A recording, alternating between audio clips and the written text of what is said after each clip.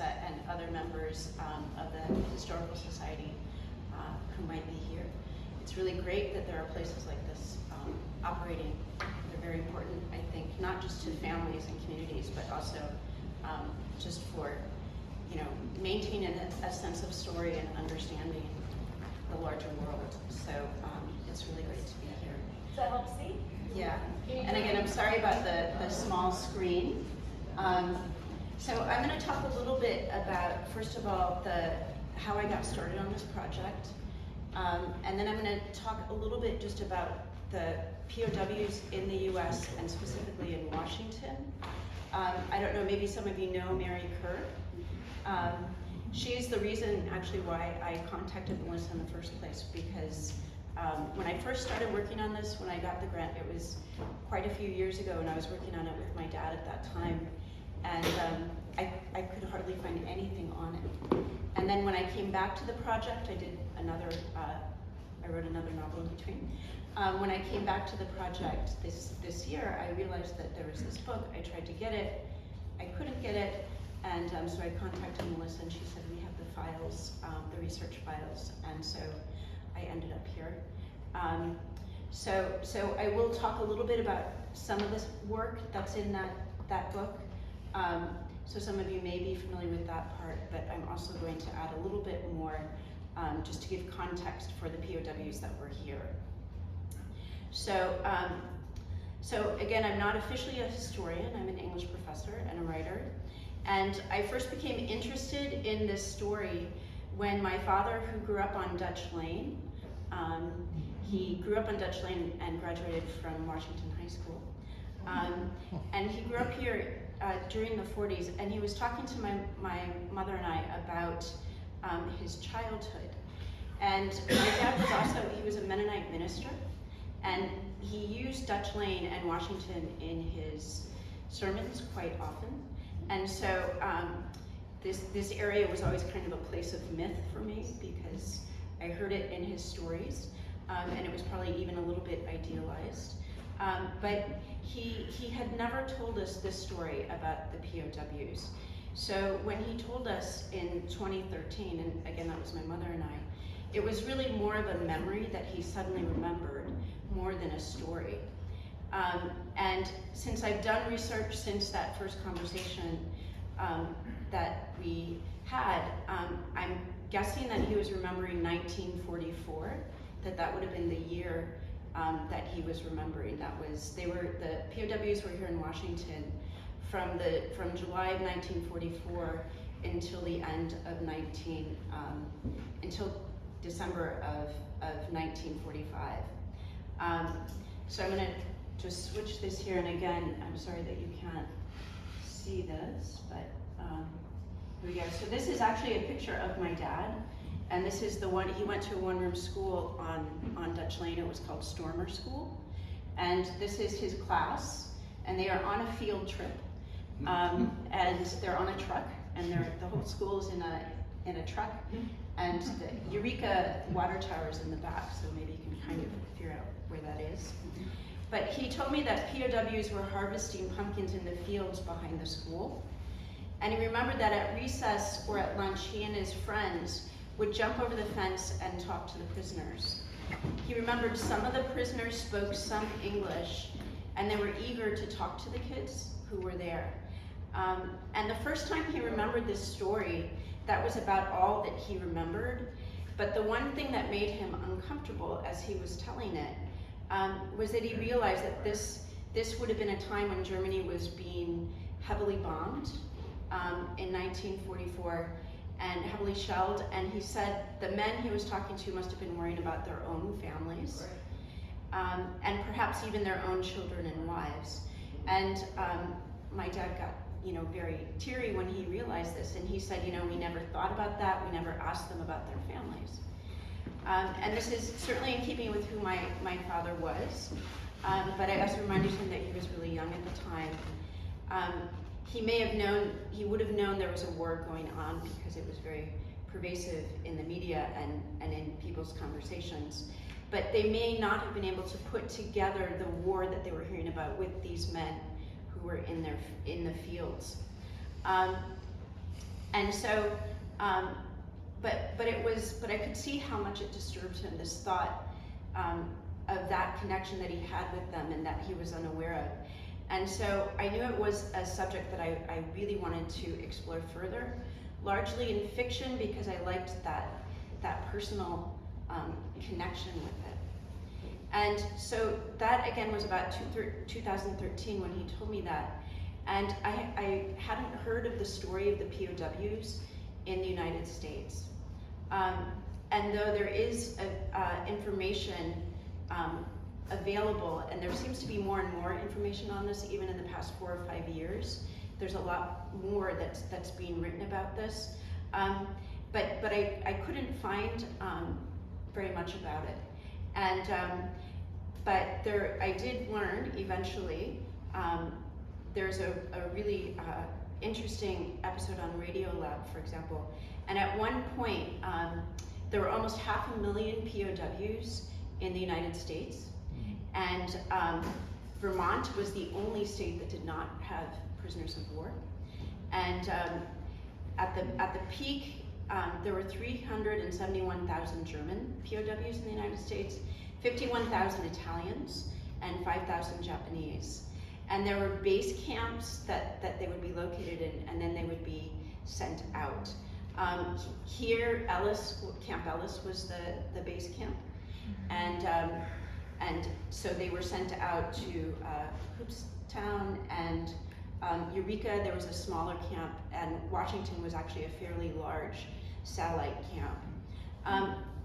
The prisoners started coming to the U.S. in 1943, when the British government didn't have room or financial resources to keep them.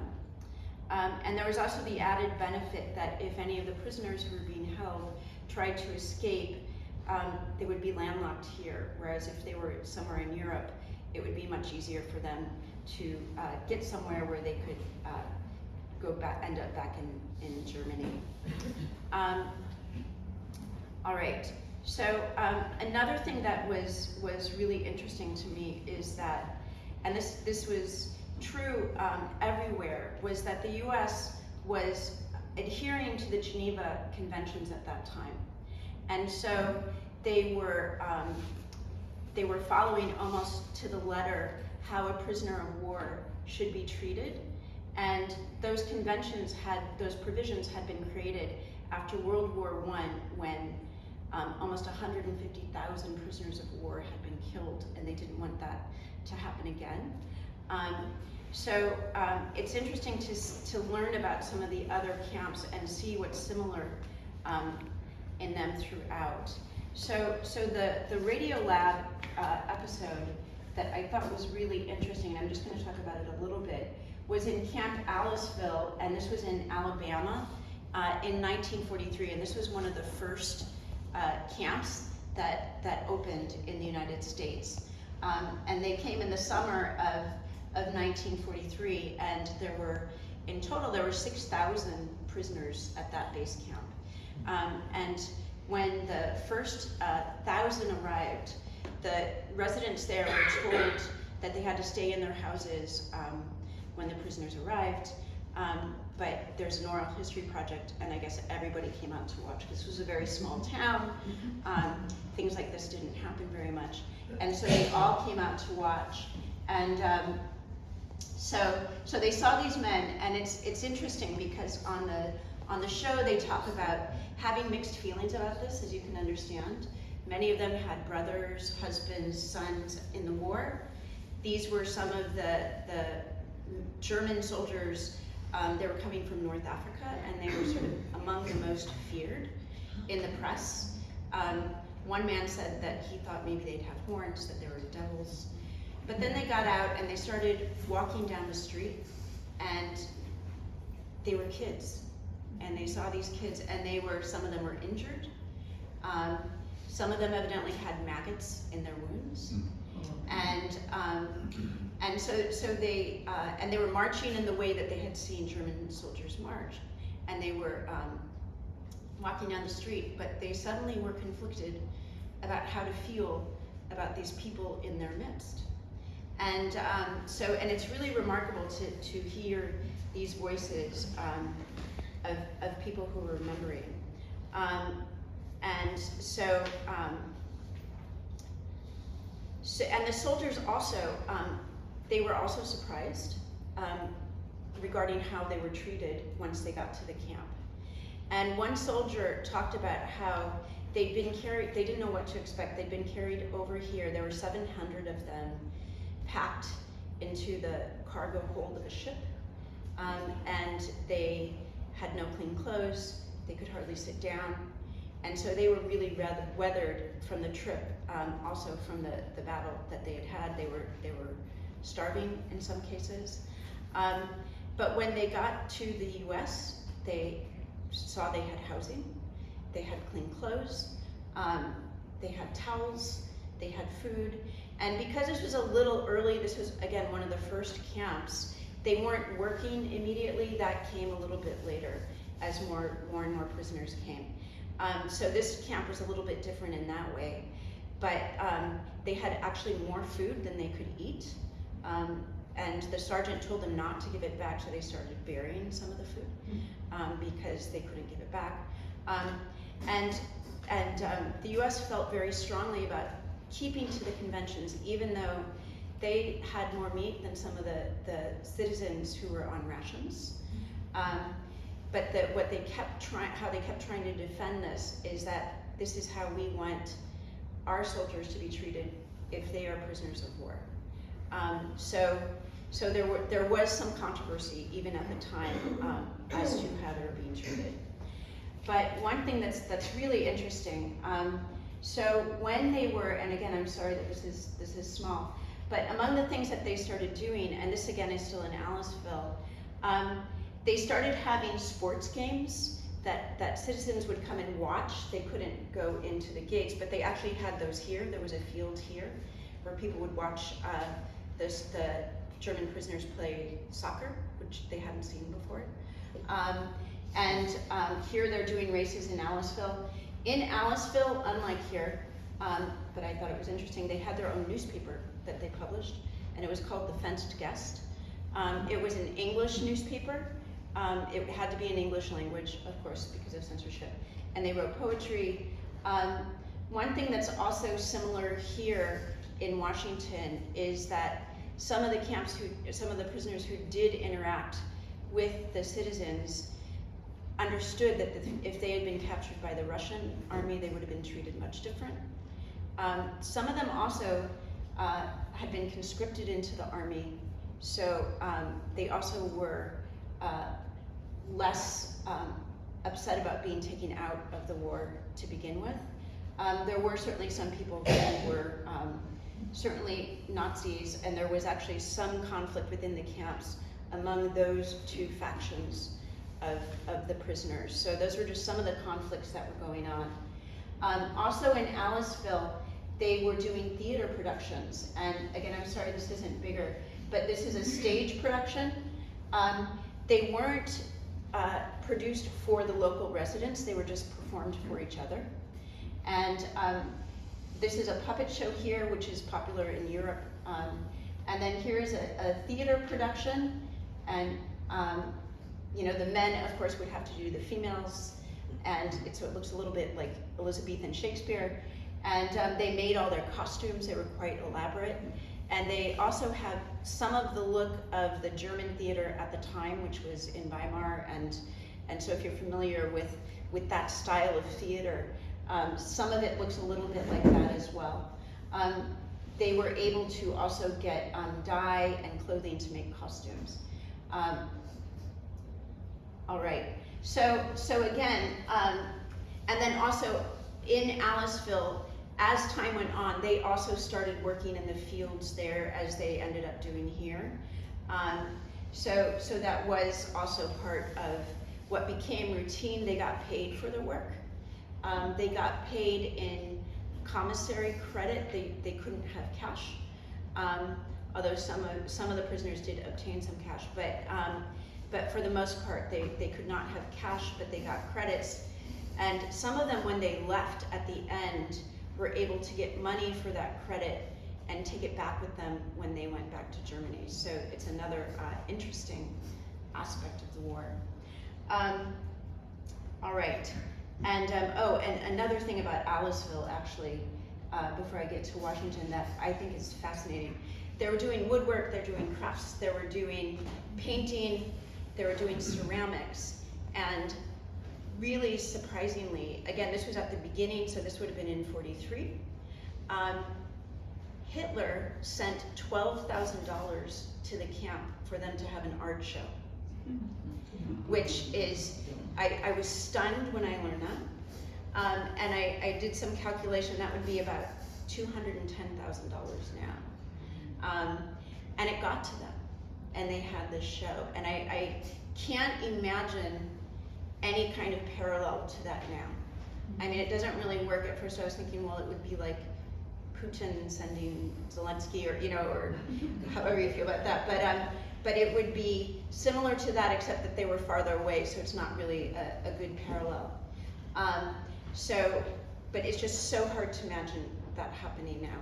And it was just such a different time, you know, in a lot of ways. And I think it's important to keep that in mind. Because of the Geneva Conventions, they were trying to civilize something that cannot be civilized, which is war, right? All right, so moving on to Washington.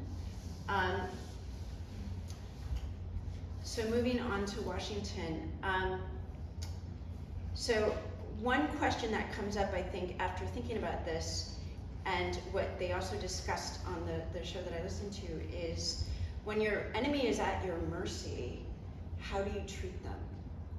You know, these men were no longer on the field, right? So in terms of the conventions, the Geneva Conventions, we were treating them as we were told to be treating them, and they were at our mercy at that time, right? So when somebody is at your mercy, how do you treat them? And that question in particular resonated with my personal feeling about my project, and the personal interactions that came up, because the residents of the towns where these POWs were sent were often hesitant in terms of how to interact with them. They didn't always know that the prisoners were coming. Here in Washington, I think it wasn't widely publicized before they actually arrived. And they were people, obviously, who back in Europe were fighting their own sons, were fighting husbands. So they were being demonized in the media, all of the media, film, radio ads, in radio shows. They were hearing reports of the war on the radio, and then also in the newspaper.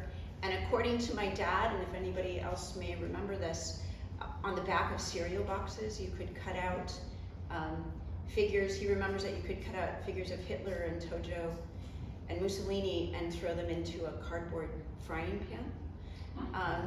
So this was present in all of the media. Even among the Mennonites who were more pacifist, this was a very present war. So getting into Washington, and again, the books by Mary Kerr are really fascinating. They're really wonderful. They go into far more depth about the Washington home front, not just the soldiers themselves or the prisoners themselves, but the actual Washington home front. She has pictures of the town, also of the ads that I was just talking about. And again, these are why I contacted Melissa in the first place. They are here. They're self-published, so I couldn't get a copy. So hopefully that'll be available again. It's also at the library here. But the POWs, they were at Libby's canning factory, which was on, and these are pictures from Washington, the POWs from Washington. And they were working at the Libby's canning factory, which is on was on South Wood Street. It's no longer there. And the one thing that Mary Kerr talks about there was very little in the newspaper about this. And when I first started doing research, my dad and I actually came to Washington in about 2014, 2015, and I was looking at the local papers, and I didn't find anything, you know? It's very, very little, and Mary also talks about this as well. But here you can see that there was a lot of help wanted going on at that time because the men were gone. There weren't enough people to work in the factories, the canning factories. There weren't enough people to work in the fields. So there were all kinds of ads that were in the paper, the local papers, trying to get people to do work. And this is why they ended up coming here. So unlike Aliceville, the men who were sent here went to work almost immediately, and that is why they were here. So they were at the local canning factory, and here also are some more of those ads. Again, I'm sorry that you can't see them very well. This is, it's trying to get other people to work. It says, if a great-grandmother can help save the crops, right, you can too, right? So it's sort of trying to encourage people to start working if they could. And so they started coming here, and as I said before, they were working on farms. Here is a picture actually of, this is a prisoner right here, this is a German prisoner right here, and these are two kids who are sitting on the tractor with them in the field, which reminded me of my dad and his story.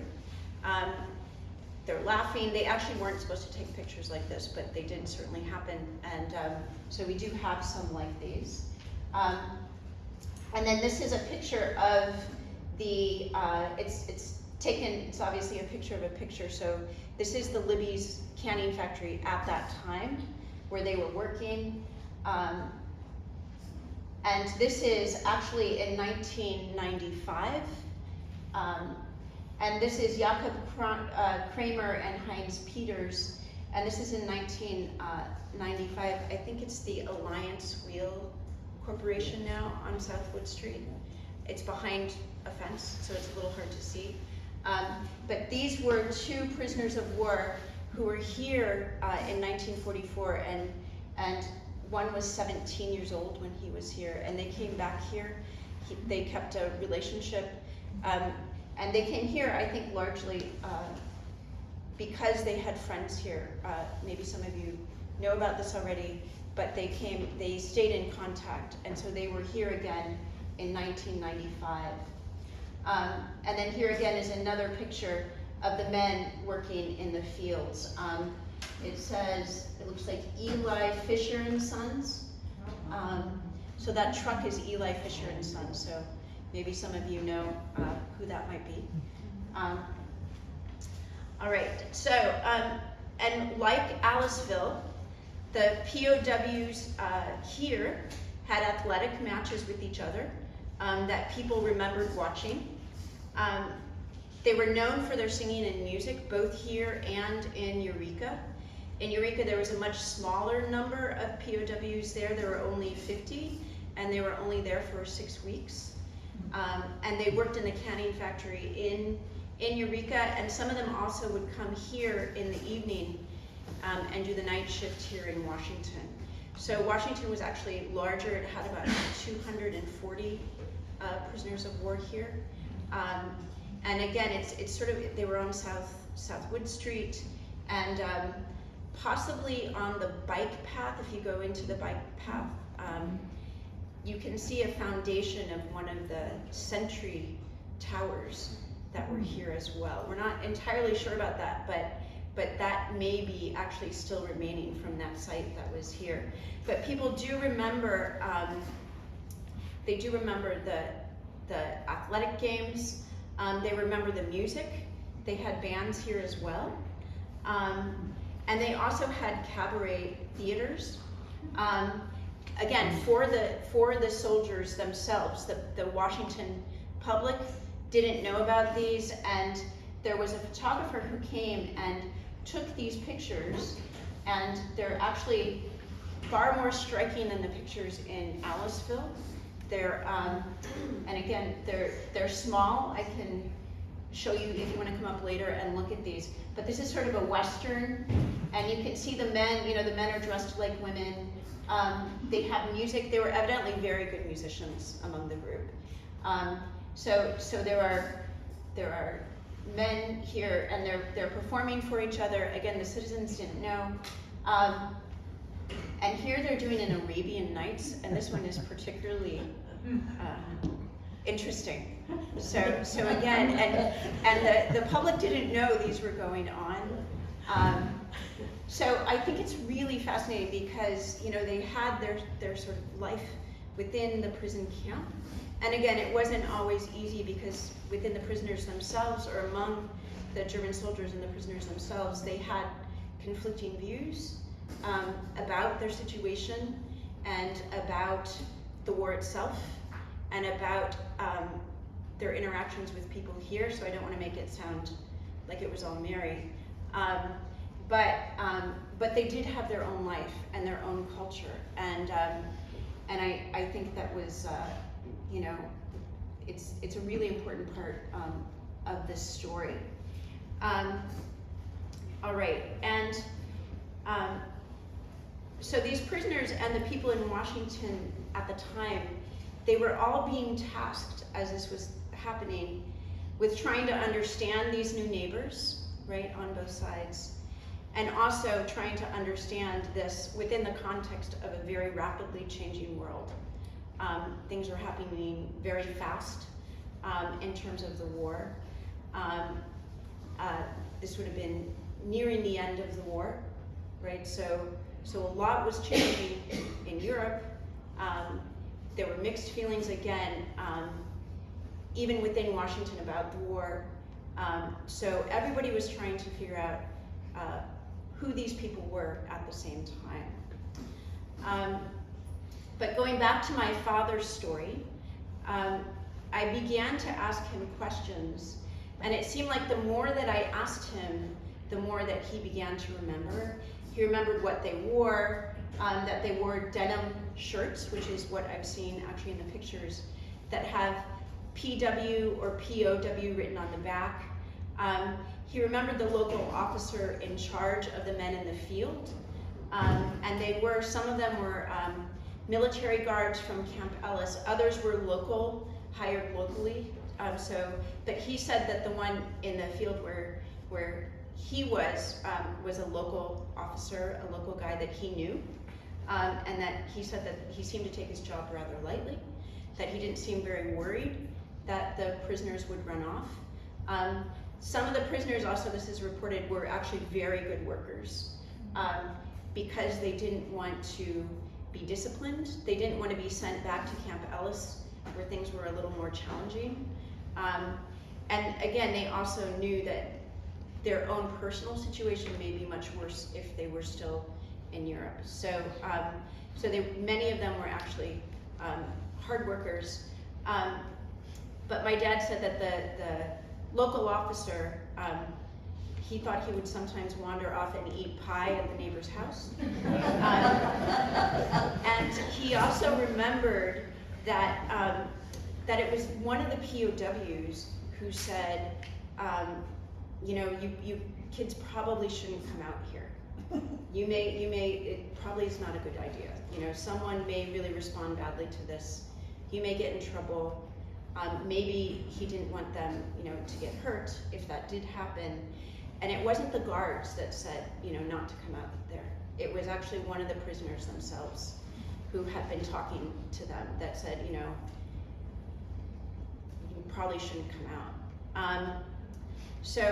And that also reminded me of what my dad had said earlier about thinking of these soldiers now, when he was older, thinking of their families, thinking of possibly their sons. And so at that point, I decided to call the novel that I am working on Other People's Sons.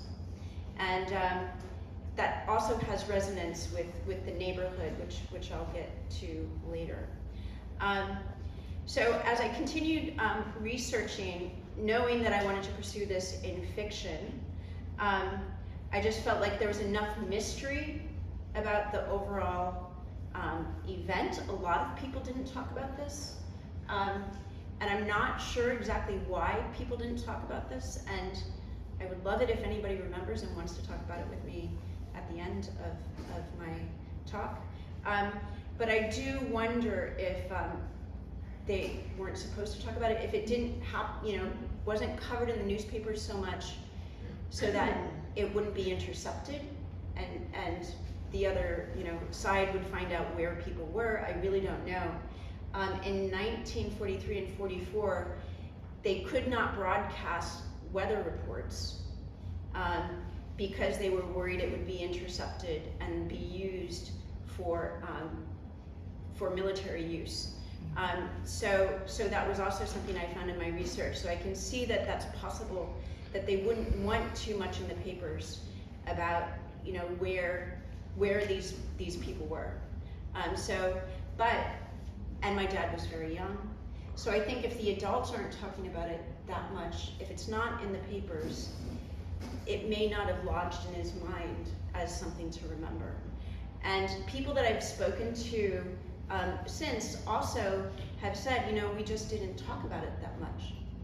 And if you're my age or younger, I don't remember hearing about this in high school. And so I think it's a very striking piece of our history. And I also think that it's ripe for fiction. So I am very drawn to the subject in that way. And I also was thinking, because my father's a Mennonite minister, and the Mennonites are pacifist, I think that's also an added conflict, even within his community on Dutch Lane. I have a feeling it's called Dutch Lane because it was where a lot of German speakers originally settled. But when my father was there, it was mixed. It wasn't all Mennonites who lived there. And he grew up certainly with a lot of neighbors. They had, if you know, farming communities, of course, they worked together, they grew up together, they were in one room school together. They knew each other very well, and then the war comes, and some of them leave to fight, and others don't. And the tensions that might have caused, even within that small section of the Washington community, I think is really poignant and important. So this is Dutch Lane here. This is my father's house in the 40s, I believe. My aunt Kay also has a really beautiful painting of this house. And this is a picture I took yesterday on Dutch Lane, so if anybody knows the people who live here. This is where my father lived at that time. And it was his grandmother's, or his mother's house. They were the Camp family. It was the Camp family homestead that lived there at that time. And so it came in through my grandmother's side. So the Mennonites, there were a lot of tensions during World War I between the pacifists and the Mennonites and the non-Mennonites in town. And in World War II, that tension was a little less dramatic, but it was still very much here. People could register in World War II, unlike World War I, as conscientious objectors. They could do alternative service. But again, it was not always easy for people living side by side. And the Metamora Mennonite Church, where my father went, in World War I, it had slackers written across it. In World War II, there was yellow paint thrown on the door. So there were those tensions. Later, after World War II, during the Korean War, my father registered as a conscientious objector and did alternative service. And he remembers being with his brother and having people here in Washington Square shouting slackers at them. So this was really a tension that would have been very present in his life.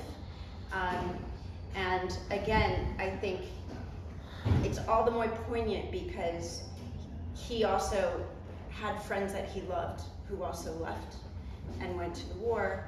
And so there was a lot of tension of who was sacrificing what at that time. And in material I've looked at so far, I don't think that there are I don't think there was ever any suspicion. These families had been here a long time, the Mennonite families. So there was no suspicion of them being any kind of sympathizers during World War II, but resistance to military service was a very public stance. Draft, people who were up for the draft, their names were in the papers. So they would know who wasn't going to the war and who was. And so these kinds of side issues also began to really interest me, thinking about these young boys and girls certainly who had grown up with these issues. And even among the Mennonites, there were conflicts. There were some Mennonites who did choose to join the military. And there were conflicts within the church regarding that and how to respond to those men when they came home. So every different community had its own conflict during this time of crisis. And my dad remembered one of his friends, and I have the name, but I think I'm going to keep it anonymous right now. But he remembers one of the neighbor friends coming home from the military, and he had a lot of German ammunition and helmets, and all of the boys who were in the neighborhood, even the Mennonites, they were fascinated by this, you know. They were fascinated by these implements of power, you know. So it wasn't always cut and dried. And again, this was a kid that he knew, and he was horrified and fascinated by it all. And certainly the questions of what is power, what is war, and here are these people who have been there, both the German people he'd met and also his own friends who he loved, who had gone. So I've sort of gotten ahead of myself with the pictures. So this is another picture that was in the newspaper. This is also a picture of Stormer School. This is my dad right here. This is his brother Merle, his twin brother Merle. This is his brother Wilmer. And this is his brother Bob. They were a large family, so they filled up the school a bit. And then this is the teacher. And one thing my dad talked about was that the teachers were very young, partly because of the teaching shortage. There weren't very many young women who wanted to be teachers at that time because there were more lucrative jobs available in factories because the men had left. They wanted to get jobs in the cities. They could join the WWIIs, they could join the WWACs. So it was getting harder and harder to get teachers. And my dad said that they would have a new teacher every year. Someone that I talked to at Metamora Church this past weekend said that when she's here in Washington, and when she was in 7th grade, she would sometimes be called to be a substitute teacher, right? So if you know 7th graders, right, you can imagine that, right? Being a 7th grader and suddenly teaching a one-room school. And she did it. I mean, I also think of, you know, I teach, so I think of asking, you know, even 18 and 19-year-olds to come up and teach a class or do a presentation is hard enough, let alone having them come and teach an entire one-room school. So I found that really, really striking. So in the piece that I'm working, I developed a sense of character for the teacher. I made her more of a main focus than I really originally did, or was planning on, just because this was so interesting. And so I decided that she should be from Washington, and she didn't, like was true to the case, she wasn't excited about coming back, right, to teach after she got her degree. So she only agreed after they gave her more money, a car, which actually did happen, they did give teachers cars, and extra rations for gasoline. And this offended some of the local Mennonite mothers who wouldn't have advocated for that, but has a very strong will. And she had a German father, right? Again, this is a fictional character that I created for my novel, but I gave her a German father, and her mother is Mennonite, and she was a nurse. I actually have a picture of my great aunt Catherine, who was a nurse during that time, who went to some of the relief effort after World War I, and met her father there and brought him back during the economic crash that happened during the Great Depression. So I created that character in response to that. So to finish this up, I'm going to read just a short section of the novel. It's a little slice of it. I'll just set it up. It's in the middle. And it's fall of 1944. And it happens outside of Stormer School. So I have another picture of the school. This is actually Stormer School in the background, and another group of kids. So it's fall of 1944, and there's a sudden rainstorm. There's a lot of weather in what I'm working on so far, which seems okay. And the teacher, she invites the soldiers in, which would have been very controversial, of course.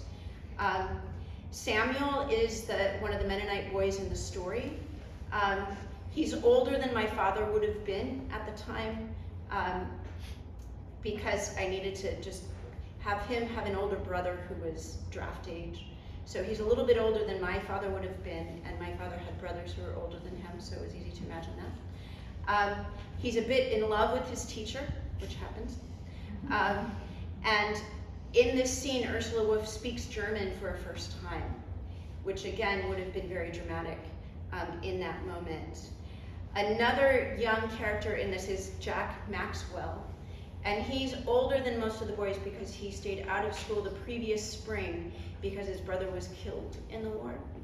And so he's still very much grieving, and Jack Maxwell doesn't like it that Samuel and his friends are going to talk to these prisoners. And then there's also a character named Reinhold, who is the prisoner who talks to them most. And true to what actually was the case here, when they were prisoners in the camps, if there was someone, a German officer who had a higher rank than the other officers, they would actually sort of be in charge of some of the men in the camp. So that they were actually listened to and sort of seen as leaders among the Germans themselves. So Reinhold is one of the men in the field who is sort of in charge of the German men, even though he's German. There's also a Martins who is based on the soldier who often ate pie, like my dad told me. All right, so again, this is fiction. This is from other people's sons, and because I just mentioned Jack Maxwell, whose brother was killed, Other People's Sons also refers to a conversation that Samuel's father has with another father, saying that the pacifism, their stance, is not about keeping their sons from being there. It's about not wanting this to happen to anybody's sons. Wanting this to be, so it's not anger against the families that are going at all. It's about love and concern for everyone's sons. So that's also where that name figures in. All right, so this is the fiction. All right, and again, if you can imagine this school and these kids. So the darkness hovering over Metamora had moved its way toward them. Pellets of icy rain striking the roof in early afternoon. Though the day's lessons were almost complete, Miss Wolf told Darcy to add coal to the stove. They'd have to wait, she said, until it was safe for the youngest children to make their way home. But when Darcy stood, He saw the Germans huddled on the other side of the fence through the window. The prisoners, he said. The children all looked. The men had their heads lowered, trying to shield the icy rain with their own hands. Miss Wolf said to Darcy, "Call those men in." But Darcy wouldn't.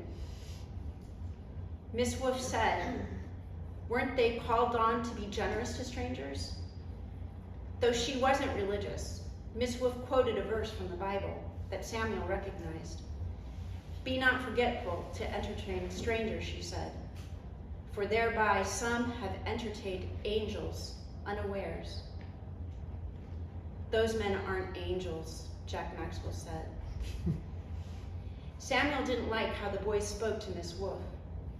As everyone watched, he put on his coat. He went outside. The sleet and rain stung his face.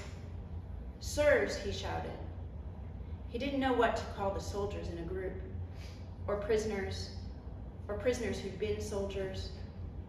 But the Germans, huddled with their backs toward him, didn't hear. "Sirs," he shouted again, louder. Reinhold climbed the fence first. Eager for shelter, the Germans all followed Samuel inside, their work boots tracking mud and pieces of dried pumpkin vines, as Miss Wolf directed them to the benches at the back of the room. The men in the schoolroom looked enormous. Their wet shirts and coats hung from their shoulders. They carried in the smell of sweat and cigarettes and rain. The children pressed their backs to the walls, looking at the men in the desks. Samuel, standing next to the stove, saw at once the schoolroom as the Germans might see it. Regulation maps and the American flag, the old Victrola, a photograph of Miss Wolf's beloved William James, the war bonds poster Mrs. Steiner had hung in September without consulting the other mothers, and about which his own mother had words. With dread, Samuel imagined the men lifting the lids of their desks and finding those paper cutouts from the backs of cereal boxes, Hitlers and Tojos and Mussolinis, tanks with worn edges and creased Air Force planes. Even the Mennonite boys traded the figures like baseball cards. 3 Tojos for 1 Hitler, 2 lumbering tanks for a plane. "Thank you, miss, for taking us in," Reinhard said to Miss Wolf. He said their guard, Tom Martins, and one of their own had taken the tractor back to the Steiners before the ground got too soft. He was certain it wouldn't be long before a truck came for all of them to take them back to the factory. "Never mind," Miss Wolf said. She pushed her hand through her hair, a nervous tic her students knew well, and said to the children, Samuel heard her call them, had been practiced Latin recitations all morning, rehearsing early for the Christmas program. The children, she said, could use an audience. Samuel hated Latin. He didn't want the men to see him as one of the children. And he wanted Miss Wolf to stop moving that way in front of them. Because in the midst of her moving and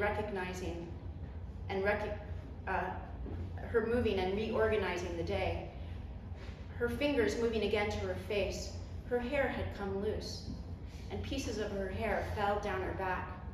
He noticed even her face changed before them. Though they were shivering with cold and maybe a little afraid, the Germans held their bodies with more ease than fathers and men he knew. They held themselves like trained men used to being surrounded by people.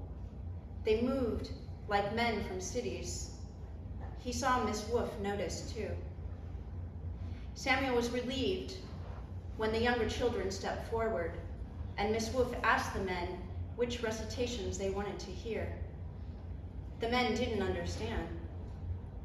So Miss Wolf spoke in her father's German. The language inside the classroom made Jack Maxwell squeeze his eyes shut, and after she spoke, there was silence.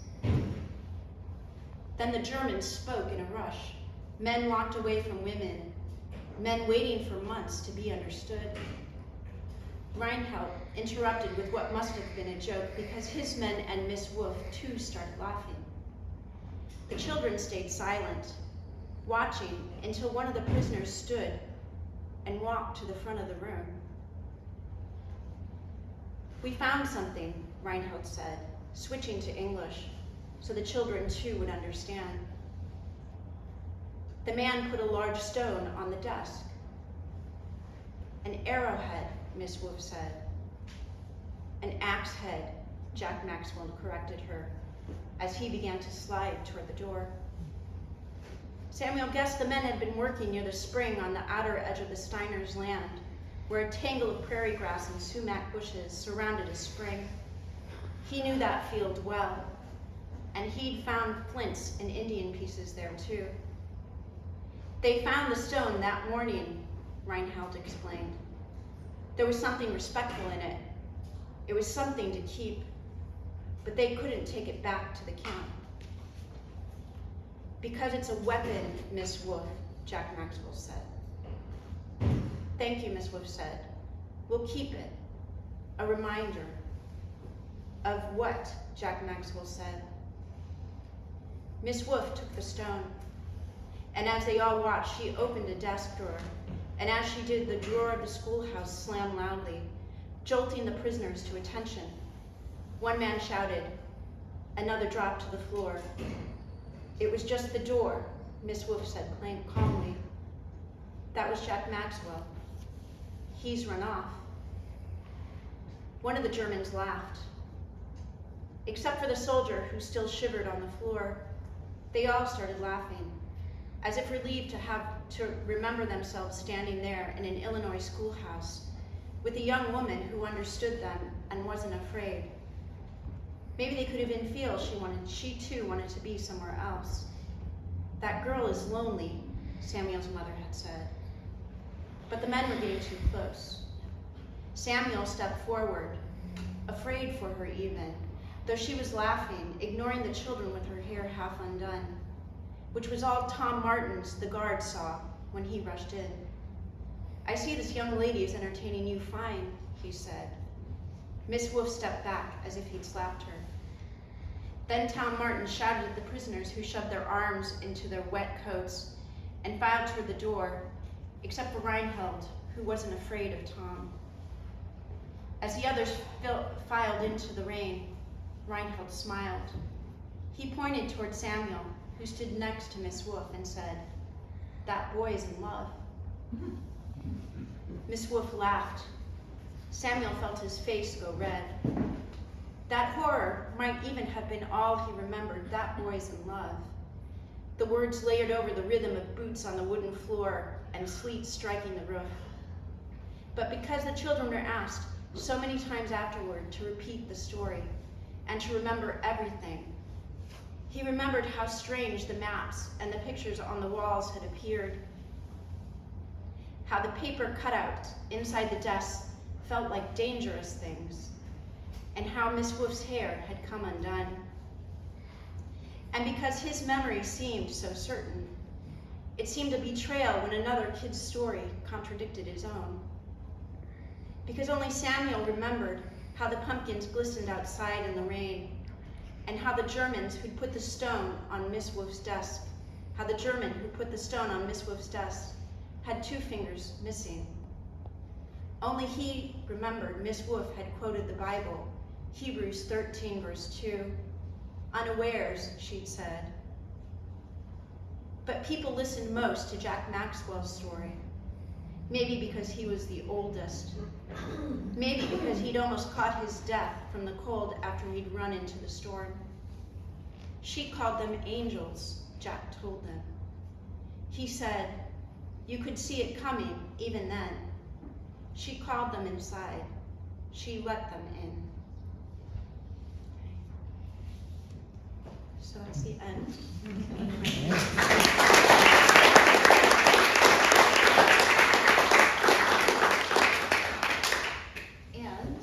And again, this is small, but here, this is my contact and some of the sources that I use. I would love it if anybody has a response or questions or memories of this happening? Yes. I know my dad always talked about how my grandparents were on the farm. I lived out in that same area, Okay. old farmhouse on the Washington Memoir Blacktop. Okay. And he said him and his sister were so nervous because they thought that their mom was the only person that had the POWs come inside lunch. So most of them would eat outside lunch, but she brought them inside and gave them lunch inside when they came to work in the fields. Yeah. Did she talk to Mary Kerr by any chance? Because I think she No, mentions. she's been. Okay. But she used to she wrote about it, and then my dad Okay. remembered, and my aunt were like, oh, we're all nervous about him being in the house, and my family's German and Mennonite also. Right. And actually, I think Wilmer Sears, Yeah. that was my dad's best friend. Oh, that's my uncle. He helped him meet my mom. Okay. Wow. Wilmer was actually in one of the photos. Yeah, my dad went to Liberty School. Okay. So, Great. I live close by. Thank you. Yeah, they weren't supposed to fraternize. However, there was an article in the local paper thanking families for having them for Thanksgiving. So I think it did happen, and there were real relationships that were created. But like you said, it created a lot of tension in the time because it was a risk. So great, thank you. Thank you. I wasn't born here, but thank you for preserving history. That's, to me, there's so much that we don't talk about that should be talked Right. about. Yeah, thank you. Thank you, yeah. Yes? Is there any percentage of the prisoners of war that stayed in this country at the end of the war instead of being repatriated? I don't have those statistics.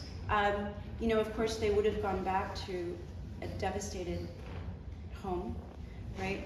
And some of them went back and then came back. I think there's someone living in Washington now who did that, and then there have been other cases where they married women, American women, and either stayed or were able to come back. So some of them did. I don't have the numbers, but that certainly happened. And again, there was, if anybody has heard of Walter Winchell, the radio broadcaster, he was sort of a leader in gaining some momentum against the ways that the prisoners were being treated. There was a lot of pressure in Congress, especially because of rations and this is related. There was a lot of tension not to treat them so well, but they really wanted to uphold the standards here.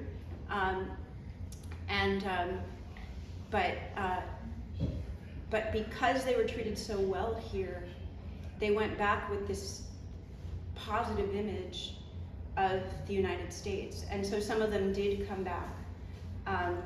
Some of them actually in farther west. I have a friend actually who contacted me on Facebook today, and they had prisoners actually living in the house. It was too rural for them to have a camp. So those families became very close. So some of them definitely did come back, in part because they were treated by those provisions of the convention. Yeah. So, yes. Back, I don't remember how many years ago it was, but the business that is there now, they had a fire, and there was an article in the Courier, our local paper, that they had found a gun that was missing during the POW camp. Oh, that they interesting. believed a prisoner stole. Oh, that's interesting. Yeah, and then they found it in that fire, but I never heard any more about that except Yeah. that that was what they thought it was. Yeah. Well, and there was someone who escaped. Also, there was a prisoner who escaped. So, and actually made it, and ended up having he got a social security number. He somehow got money to have a guard bring him some dye so he could dye blue the POW on his jacket. There was an article in Collier's, and Mary Kerr also talks about this. So, and you know, they were doing these fancy theater productions, so the guard, of course, would have thought it was for that. But he was able to escape and ended up having a bookstore in Chicago, a used bookstore. But they did end up catching him. So I say that because even though they certainly felt they were prisoners, you know, it's not, even though they had those provisions, some of them wanted to leave. There was tension among the prisoners even then. So, and also some of them, you know, with the citizens, there was occasional tension. So there could well have been a prisoner who was wanting to escape, although that would have been hard to escape carrying a gun like that. But it well could have been. There was also a photograph of a gun in Mary's book that was actually a guard's gun that was sold at auction as well. So there is memorabilia like that, you know, are certainly pieces of history. Yeah. My great grandmother was a cook at Camp Ellis. Oh, how So interesting. she had many stories of the young soldiers, and they were young. Like I Yes. said, they were 17 and 18. And so she worked with the young boys in the kitchen because she was the cook and she was about 5 foot tall. But she never had any incidents that caused her to be concerned. And the young soldiers came into town, and it's not very far from Camp Ellis to Maple Grove, Illinois. That's where my mother grew up. And my mother can remember the soldiers coming into town and working at different places in town. Yeah. And they were not fearful of them. They actually, years later, after the war, many did come back to the area. They had to go back to Germany, but they came back to Great. the area and Yeah. lived. And that's because they were treated pretty well. Yeah. Yeah. I mean, it is a really interesting thing to think about how we treat some prisoners of war now, and the long-term effects of treating them well. Yeah. Thank you. And then, yeah. Just in case anybody's interested, you mentioned the sports that they played soccer, Yeah. but there is a really good little book named Playing with the Enemy. Oh, how And interesting. it's about a man from southern Illinois whose assignment in the military was to teach German POWs how to play baseball. Oh, I love it. Because Oh, they that's needed so something great. for them to do. It was an Yeah. area where they didn't have a canning factory, they just, Right. and they needed something for them to do. And that was his job, to teach them baseball. Oh, great. I want to take the name of that down. That sounds fascinating. That could be a movie. That would be an amazing movie. Yes. How was Washington chosen for a king? I mean, I know there's the canning factory, but there's obviously factories in other parts of the country that could use workers also. Yeah, I can't speak to that, you know, with certainty, but I would think that it's, you know, because the one in Eureka was actually smaller, you know, it may have been harder for them. There were a lot of railroads here, so they could get here. You know, maybe there was a little less access though for them to get transportation out if they did escape. I suspect also though that it was, you know, the factory and the farms that were owned by Libby's, because the factory is owned by Libby's, but many of, like the farm near where my dad was either owned or contracted by Libby's. So I would imagine that might have also had something to do with it. That's Weren't they making military rations? the what? They were making military No, rations. They were making military rations. Yes. Yeah, so that was. Yeah. that's why they were- Yeah, so they were making military rations. There's one story about them making fruit cakes for Christmas for the soldiers. And there's a woman in Washington who, at that time, created the pumpkin pie recipe that's on Libby's cans, right? And that was done during that time as well. So again, it's just so interesting how local these stories are, you know. Yeah, but again, there could be other reasons why they were here. But those are the first that come to my mind. Anyone else? Thank you so much for all your. Okay. Well, I want to thank Jennifer for coming, and I don't know about you, but I read a lot of nonfiction, I read a lot of fiction, and I think it just makes the story so personal and kind of visceral when you hear it read as fiction. You know, you feel all the feelings. And so I'm excited about your book. Who is excited about the book? Maybe we'll get to settle here. Thank you, Jennifer. Thank you so much. She's been here doing research. I kind of twisted her arm to do the program tonight. And I'm really glad that I did. I think this was great. I appreciate all of you coming, supporting the Historical Society, and enjoying this lovely evening with Jennifer. Thank you so much. Thank you.